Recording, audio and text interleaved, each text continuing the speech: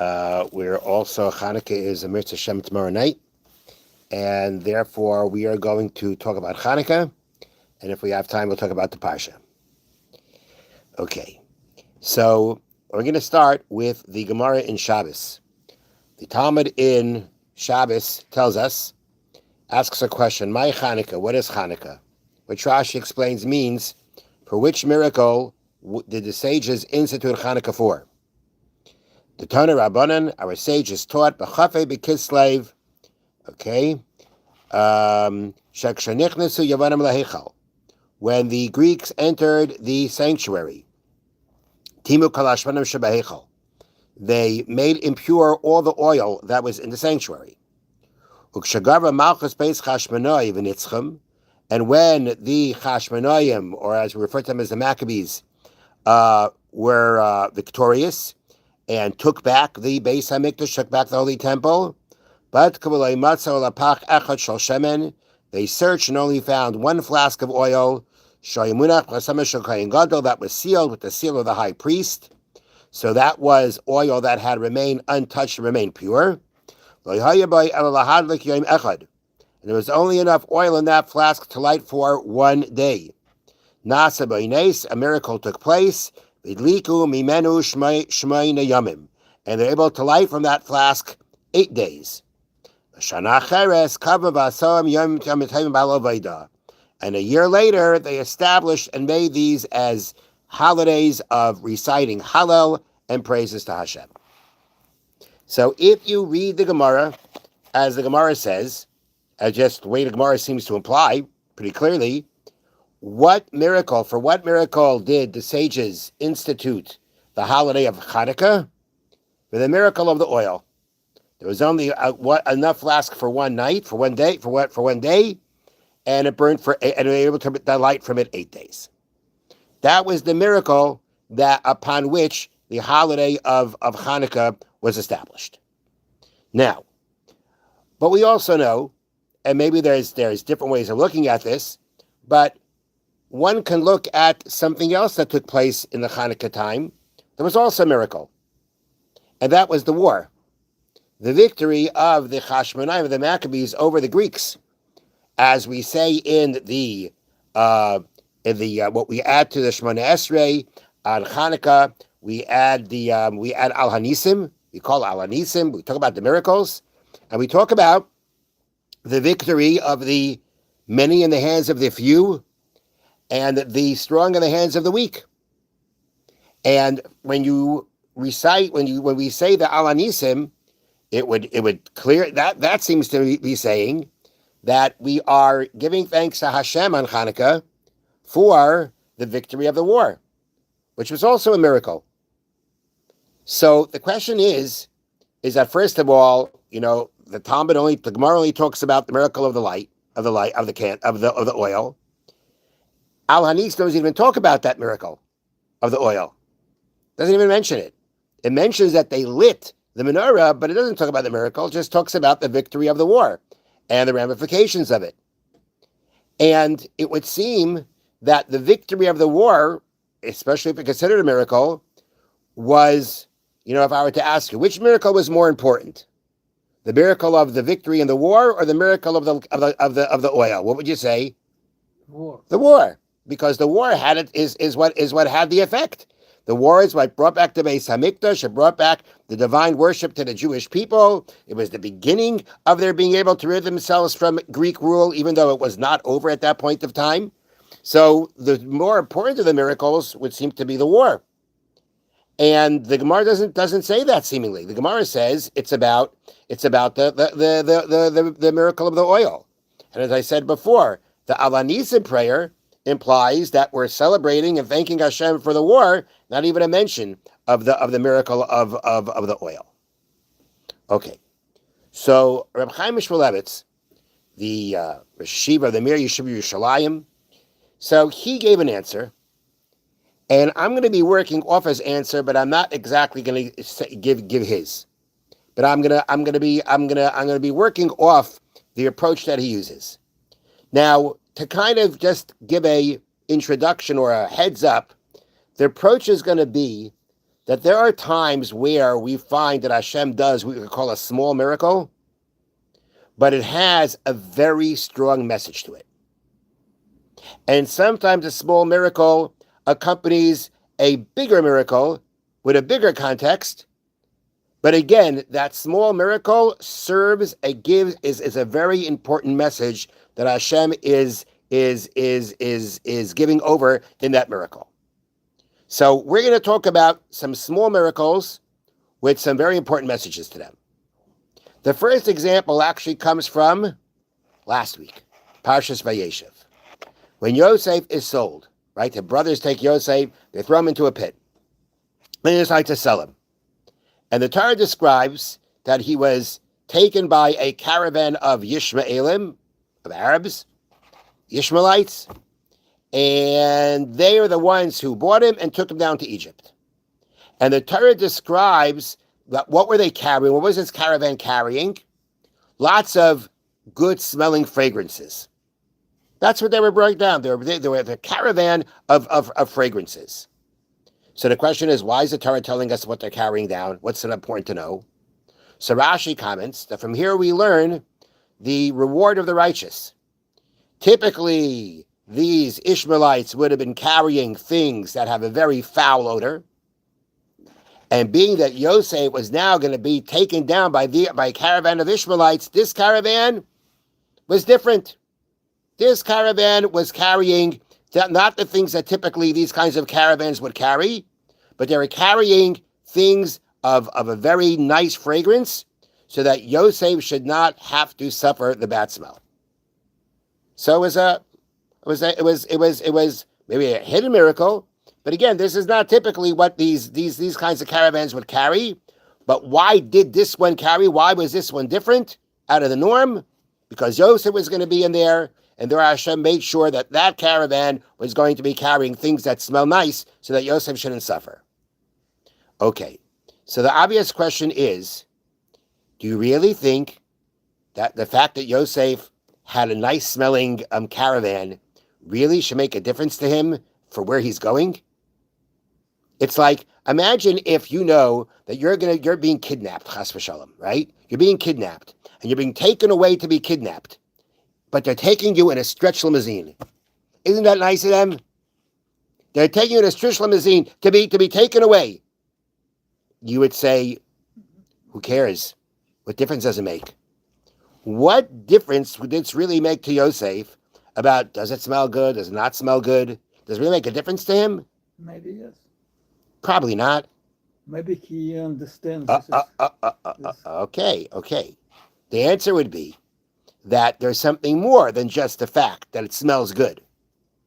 Then meaning, again, it's because Yosef has the merits of a tzaddik that what typically would have been carried by this kind of a caravan was not. And that was so that Yosef should not have to suffer from the odor. Now the question is, what difference does it make to him? The answer is because that Yosef, when he would notice this odor, he'd understand there's a message here from Hashem. And the message is, Yosef, you're not abandoned. I'm still with you. Here's Yosef. He's about to be sold to slavery. From his perspective and from the normal perspective, he is done. He is gone and he is done. And Yosef can give up all hope. So what does Hashem do? Hashem says, listen, Yosef, you have to go through this right now, but I'm here. And how does Yosef sense that? Because here he is in this caravan that typically has a horrible smell, and it smells good and pleasant. Yosef understands that this seemingly unimportant change of things actually carries in it a very strong message. A message that Hashem tells Yosef that I am with you still. I have not abandoned you. Okay, so here's our first example of a seemingly insignificant, unimportant thing, an important miracle or unusual thing that carries with it a very important message. Next example. Ready for the next example? So we read in the book of Shmuel about the battle between David and Goliath, David and Goliath, right? And David he's up against this very, very powerful giant, and he's able to kill him with his slingshot, right? And he does. He kills him. And after he kills him, it says that Goliath fell forward towards David, and David cut off his head. So the Talmud makes the following point. Okay? It's an interesting point in the sense that, maybe we could say that it could be otherwise, but the Talmud understands that based on what was happening, this should have happened. So the book of Shmuel is very clear in mentioning that Goliath fell forward. So the Talmud asks if he threw a rock at him, right? Then the rock should have hit him, right, and made him fall backwards, not forwards. So we will say, well, maybe he was so big and the rock was so small that it just kind of hit him in the head and got maybe embedded in his head or made him bleed, and he collapsed. But the Talmud says what should have happened is he should have fallen backwards, and he fell forwards. Why? Because if Goliath would have fell backwards, then David wasn't David HaMelech yet, he wasn't a king yet, then David would have to have walked more to get over to his head to cut it off. And now that he fell forward, David didn't have to walk so much. It was closer to go to cut off his head. That's what the Talmud says. So, again, what's the big deal? What's the big deal? Backwards, forwards, what's the big deal? How many more steps was it? It's not like you have to walk a mile more to get to his head. So what's the big deal here? But Talmud directly says this? Yeah, it says that. So the question is, what's the point? No.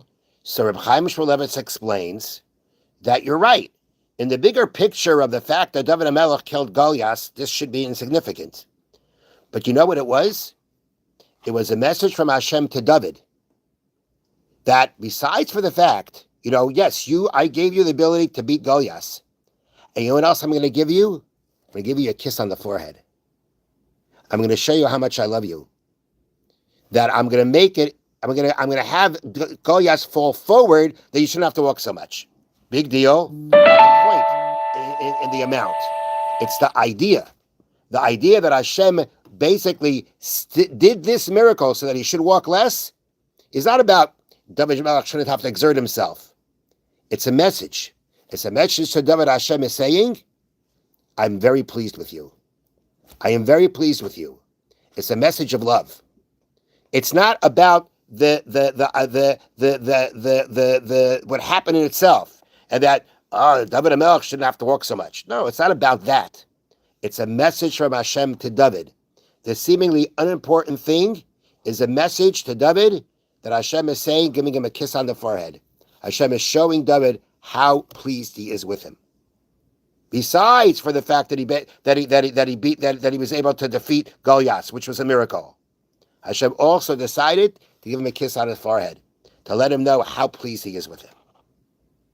Okay, let's now go here. Let's now go to Chanuka, and we're gonna say something similar. Okay, now we know one of the famous questions about Chanuka, right? Not the one you're thinking of, is that Hashem made a miracle that they found one flask of pure oil, and Hashem made it burn for 8 nights. It says they looked for the pure oil. Hashem made it burn for 8 nights. They didn't need pure oil. They didn't need that. In a situation where everything becomes impure, you don't need it to be pure. Nonetheless, they looked for it, and Hashem didn't. And Hashem made a miracle that it should burn in purity. Why do you do that? So here too, there's an idea that's given that it was really an expression from Hashem that not only that it's great you took back the Beis Hamikdash, you could do the service, but Hashem actually showed them that I want your service. I want your service, and I want it in purity. It was a way of Hashem showing the Jewish people that, yes, was this necessary? It wasn't necessary. But you know what? I love you. And because I love you, I want you to be able to serve me in the highest level. I want your service. Hashem was showing the Jewish people, I want your service in the highest level. And is it necessary? No. but it's my expression that Hashem's expression of how much He loves the Jewish people by telling them, I want your service in the highest level. Now, we had a question before. It would seem that the miracle of the war is the more important miracle, and therefore it should be enough of a reason to institute Chanuka for that. So what we have to do here is, at least what I'm going to try to do here, and I'm basing it off from Chaim Shmulevitz and other answers, is that we need to say that there is that in essence, like in Al Hanisim, where we talk about the victory of the war, that means Hanukkah was instituted for the miracle of the war. But there's something about the miracle of the oil that adds something to that. It adds something to it, and it was something very important. So the Jewish people won a war, and then Hashem did a miracle to show them how much He loves them and how much He wants their service in the highest level. And the question is, can we put them together?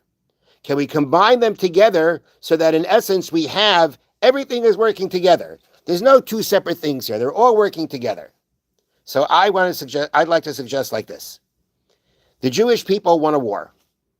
But as we know, they weren't finished fighting. They had taken back the Beis Hamikdash. They took back part of Yerushalayim. But there were still Greeks that still ruled, I think, even parts of Yerushalayim and Eretz Yisrael in general. They still had to deal with the Greeks. They had to deal with the Misyavdim, the Hellenists. There was more war to go. As a matter of fact, of the five Maccabees, 4 of them died in war before it was all over. So there was plenty more what to do. There was plenty more war what to fight. So the Jewish people now they were able to succeed. They took back the Beis Hamikdash, a miracle. The question was, in their minds, how long will this last? Yes, we had a miracle being done. And we have a chance to go ahead and light the menorah in the Beis Hamikdash, bring back the service. But there's still so much more to do. There's still so many more wars to fight. We still have to deal with the Greeks. Maybe they're going to launch a counteroffensive and try to take it back. And who knows what's going to happen then? The Jewish people weren't sure if their victory was going to last. So what did Hashem do? Hashem showed them, I want your service. I want your mitzvah lighting the menorah so much, I'm going to do a miracle so that it should burn for 8 days in purity. That's Hashem's sign to the Jewish people that He loves them and He wants their service. That was a sign to the Jewish people that their victory will last. Even though they have more wars to fight, this accomplishment, this miracle, this victory of the war, this taking back the Beis Hamikdash, and being able to light the menorah and to do back and bring back to service, which was the beginning of everything, it's going to last. And how did Hashem show them that? Through the miracle of the light of the oil. So when we say that Chanuka was established because of the miracle of the oil, what I'd like to suggest is that yes, it was for that, but not only for that, it was for the miracle of the war also. But it's not even an also; it's all one thing. In essence, it's the miracle of the war, and the miracle of the oil is what now allowed them to feel confident that this victory will last. And with that, they instituted a holiday. They weren't going to institute the holiday without feeling that, without being sure that what they've accomplished right now is going to last. And the reason they now were confident it would last is because of the miracle of the lights. So therefore, it all works together. There was the bigger miracle. There was the more important miracle, which is the miracle of the war. And then this other miracle, as great a miracle as it was, but doesn't seem to carry the same significance as the miracle of the war, it actually made the miracle of the war clearer. It gave the Jewish people the understanding that the miracle of this war is going to last. And now that they knew it was going to last, which that miracle let them know, now they would go and establish a holiday to thank Hashem for the miracles that he brought, that he did for them. So that's what I'd like to suggest about this. Okay? Now, we still have some time, so now we're going to do something on the parasha. All right? Now, it's an interesting thought I'm going to share with you. A little bit, an interesting perspective from the Netziv on a part of the parsha. So, what happens in Miketz? Yosef has a dream, right? And Paro has the dream. Yosef interprets the dream. Yosef then goes and becomes the viceroy of Egypt. He's basically the king. He's running everything. There's a famine. Yosef is able to gather and prepare food for the famine. Yaakov sends his sons down to Egypt to buy food. When they come before Yosef, because you have to come to Yosef for the food, Yosef recognizes them. They don't recognize him. What does Yosef do? He starts accusing them of being spies. And he says, if you want to prove to me that you're not spies so that you should be able to get more food, you have to bring your younger brother who you say is not with you. Not only that, before they leave, he takes Shimon, throws him in jail as a captive, as a guarantee they'll come back. And so Shimon is lost. This king wants Binyamin to come down, which their father doesn't want to do. And when they're in the inn, the money that they had brought to pay for the food, they find it back in their sacks, which again to them seems to be a plot a plot to call them thieves. And then they go to Yaakov, and they have to convince Yaakov and Binyamin come down. And then what happens? Binyamin does come down, and they come to Yosef's house. Now they come down to Egypt.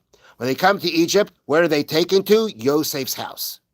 And that to them was very unusual.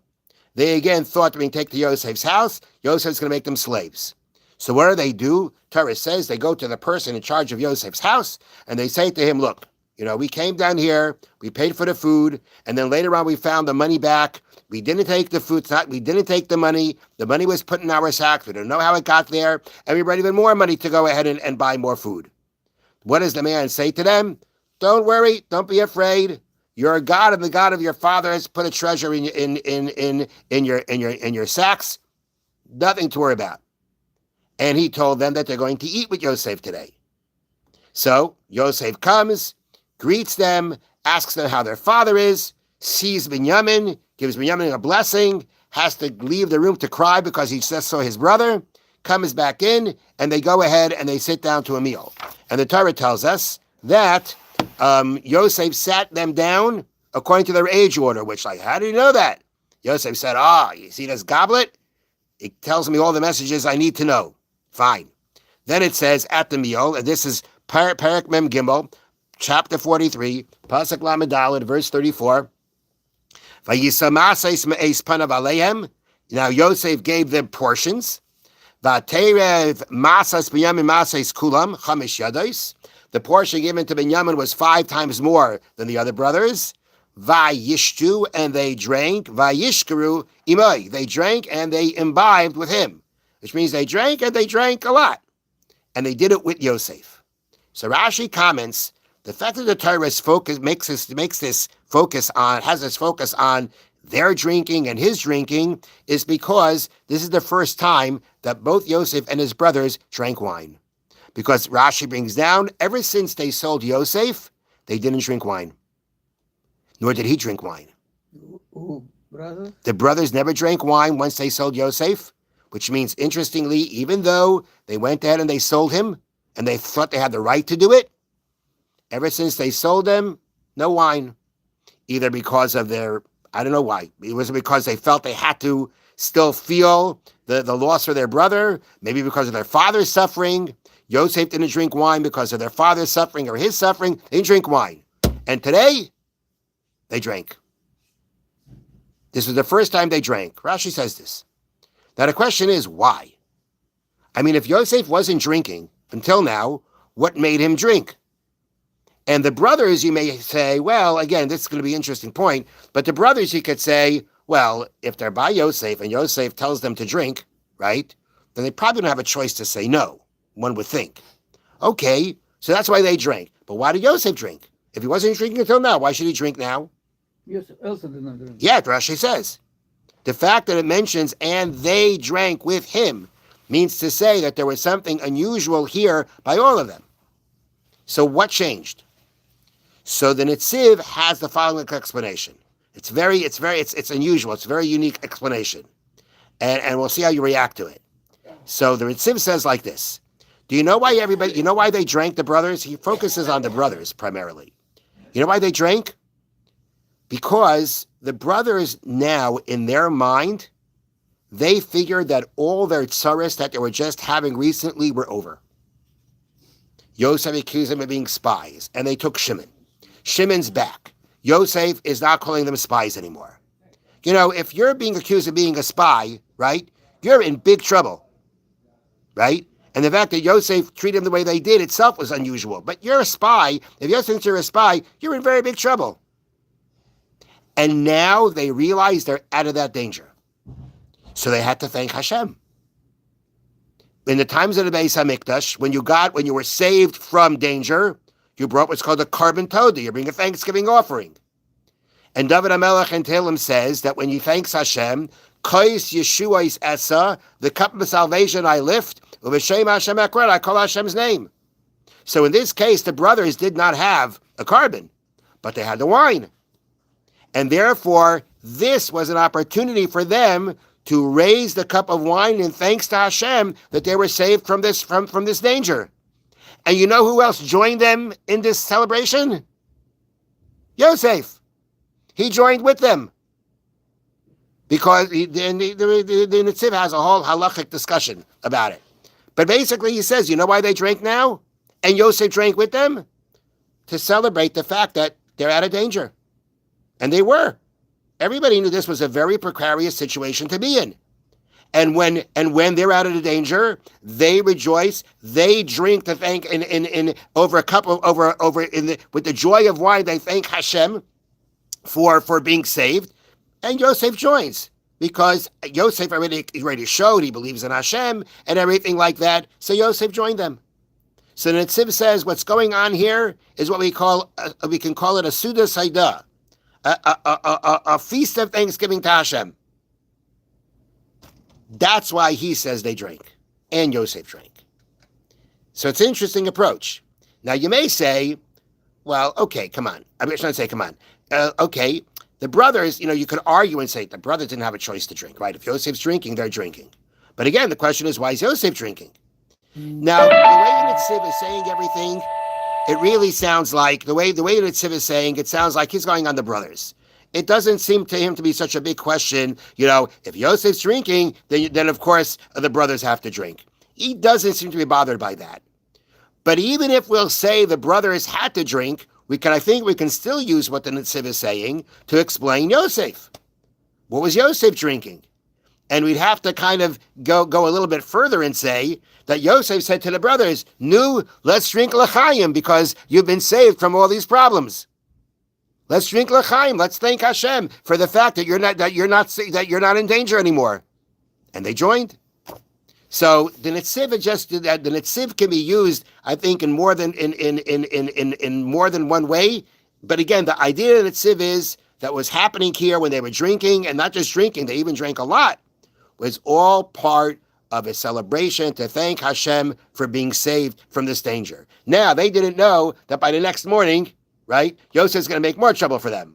But at this point, they think that everything's done. Everything's at peace. No suspicions, no anything. And therefore, they can drink wine in an expression of thanks to Hashem for being saved. Have a wonderful evening and a very happy Chanuka. Thank you for listening. Really interesting explanation. What?